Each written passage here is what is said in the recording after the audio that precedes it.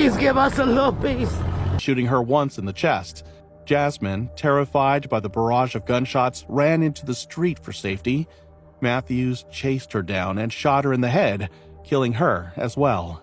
The devastation was unbearable for the family as 2 women were lost in a matter of moments due to a senseless act of violence.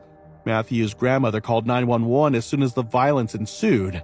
When authorities arrived, Shanta's mother and sister were already pronounced dead at the scene. Shanta, however, was still alive, albeit gravely injured, and was rushed to Advocate Christ Medical Center. Matthews managed to flee the scene before police arrived, and despite a nationwide search, he would remain at large for months. Once Matthews fled, Chicago authorities went on high alert, launching a full-scale investigation.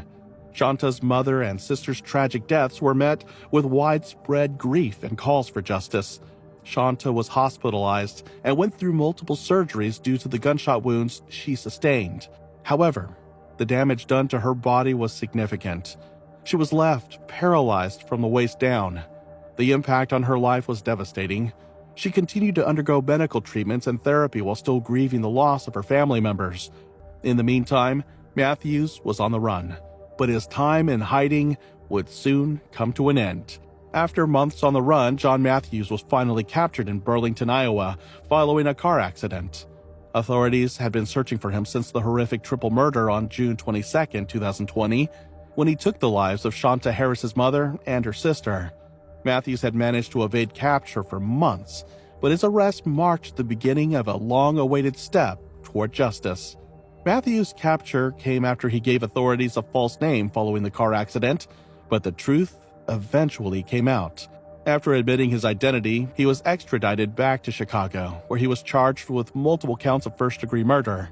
In the meantime, Shanta Harris, who had survived the initial shooting, was in the hospital, dealing with the aftermath of her severe injuries.